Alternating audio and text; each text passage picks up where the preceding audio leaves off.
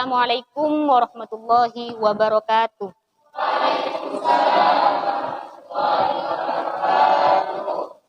Alhamdulillah, dengan nikmat Allah Subhanahu wa taala kita bisa bertemu kembali ya di pertemuan yang kedua ini.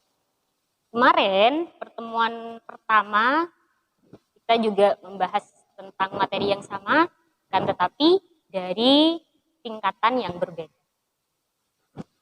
Sebelum dilanjutkan pada materi yang baru, alangkah baiknya mungkin kita berdoa bersama.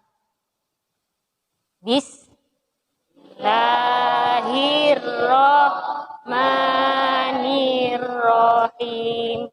Raditu billahi robba wa bil islami dina Madin nabiyya wa rasula. Rabbi shrah li sadri wa yassir li amri wahlul 'uqdatam min lisani yafqahu qawli. Rabbi zidna ilma warzuqna fahma. Nawaitu ta'alluma kalimatillah. Kemudian hari ini ada yang nggak masuk, izin? Nggak ada? Nggak ada. Sebelum dimulai, coba perhatikan duduknya yang belum benar. Ya, disiapkan. Kemudian yang mungkin atributnya nggak lengkap, nggak pakai dasi dan sebagainya. Kalau waktunya PAI lagi, minggu depan, kalau atribut nggak lengkap, dapat sanksi ya. Kemudian sekarang kita mulai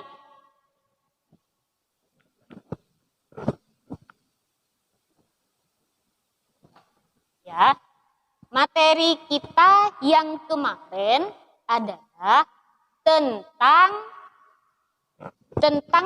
sumber hukum Islam yang pertama. Sumber hukum Islam yang pertama adalah Al-Qur'an. Nah, setelah Al-Qur'an ternyata ada sumber hukum Islam selanjutnya, yang kedua, yang mana akan dibahas oleh kita sebentar lagi. Tujuan pembelajaran kita dan indikator pencapaian kita pada pertemuan kedua ini adalah kita akan menganalisa bersama, akan memahami bersama, serta kita akan mendiskusikan bersama tentang makna daripada al-hadis. Anak-anak, sebelum kita masuk pada materi al-hadis, makna al-hadis sebagai sumber hukum Islam, nah saya sekarang ingin bertanya, kalian ketahui tentang makna hadis? Siap. Ya. Hadis adalah perkataan Hadis adalah perkataan Rasulullah. Sumber hukum Islam yang kedua, dari segi pengertian, kemudian dari segi fungsi-fungsi al-hadis, dan juga macam-macam hadis. Nah, pada pembelajaran ini tujuan kita adalah itu. Sehingga ketika kalian tahu dari segala aspek makna al-hadis, maka kalian akan bisa menggunakan al-hadis sebagai sumber hukum Islam. Kira-kira nanti hadis yang seperti apa yang akan bisa dijadikan sebagai hujjah atau pengambilan hukum Islam? Istilahnya pondasinya, pondasi dari hukum Islam. Mungkin ciri-ciri hadis yang begini, atau mungkin semua hadis itu bisa diambil sebagai sumber hukum Islam. Nah, nanti kita akan kaji, analisa bersama pada pemahaman bersama nanti ketika kegiatan penggalian data dan juga selanjutnya akan kita lihat tayangan PPT atau PowerPoint yang bisa menggambarkan kita tentang makna al-hadis dalam sumber hukum Islam.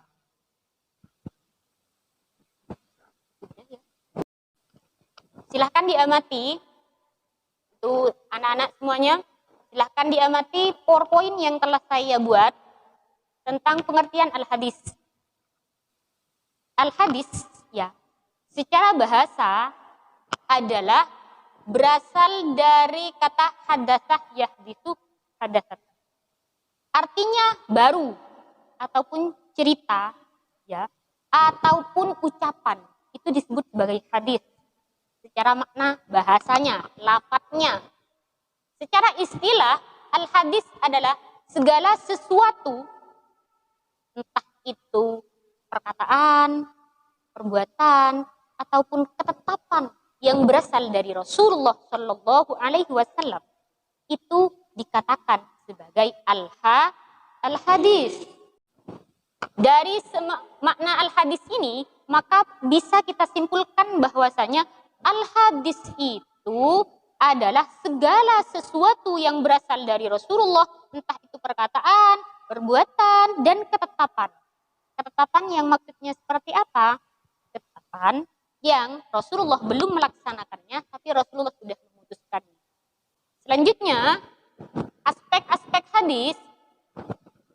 Hadis juga memiliki aspek-aspek di dalamnya. Di antaranya adalah sanad, matan, dan juga rawi. Sanad itu adalah sekelompok orang yang meriwayatkan hadis. Jadi contoh hadis ini, contoh innamal a'malu binniyah, diriwayatkan oleh Bukhari.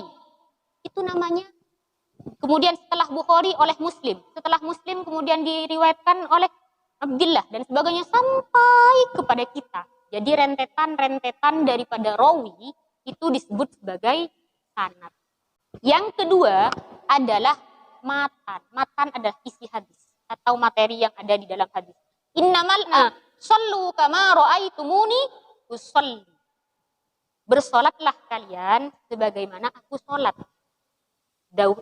Sabda Rasulullah. Bagaimana Rasulullah sholat?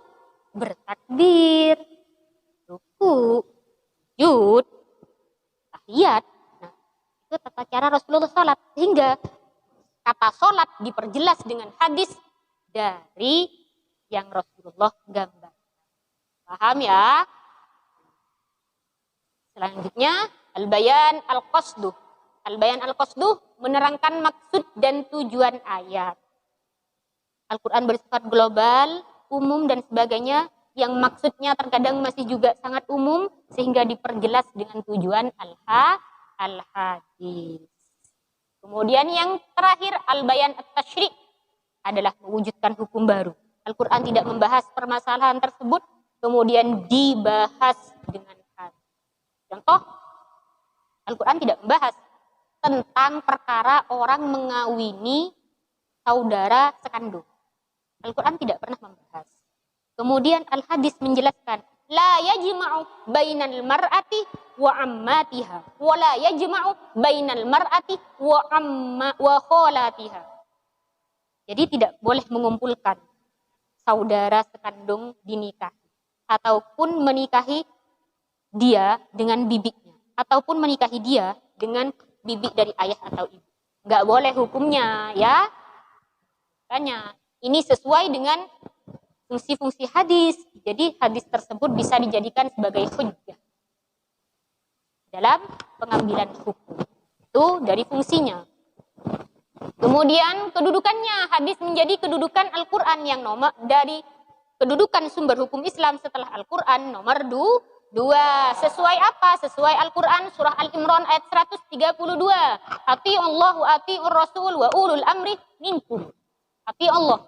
Barang siapa yang taat kepada Allah dan juga taat kepada Rasul serta kepada para pemimpin. Konteks tersebut berarti menyuruh kita untuk mengikuti apa-apa yang telah disampaikan oleh Rasulullah. Mungkin kalian sebentar lagi ketika belajar bisa searching di Google ya, mencari informasi dari internet dan next ya. Setelah ini maka tugas kalian adalah kita akan membagi 3 kelompok. Sebelum kita bagi kelompok, saya beri kesempatan dahulu. Kira-kira ada yang mau ditanyakan dari penjelasan yang telah saya sampaikan barusan? Fungsi Ya. hadis adalah untuk mempertegas hukum di dalam Al-Quran. Bagaimana seandainya jika hadis malah bertentangan dengan hukum di dalam Al-Quran? Selama ini, ya, selama analisa yang ada, hadis tidak pernah bertentangan dengan Al-Quran.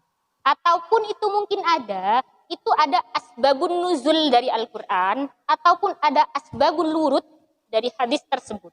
Kelompok satu tugasnya adalah menganalisa pengertian al-hadis, ditulis ya.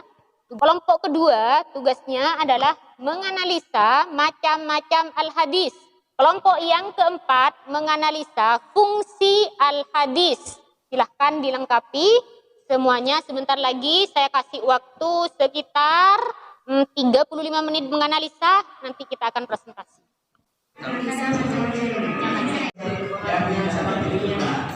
Menganalisa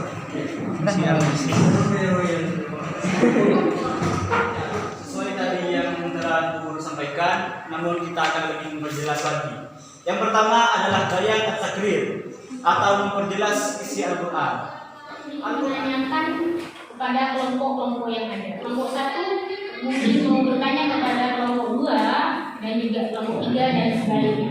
Dari kegiatan-kegiatan yang sudah barusan dilakukan, evaluasi buat semua kelompok yang ada, ya. Jangan merasa tidak bisa, karena kita semuanya pasti bisa kalau kita mau berusaha dan kalau kita mau mencobanya. Untuk pertemuan selanjutnya, ya, untuk pertemuan selanjutnya kita juga akan tetap ada di materi sumber-sumber hukum Islam, materi selanjutnya, tapi pada sumber hukum Islam yang ketiga, yaitu al-ijtihad.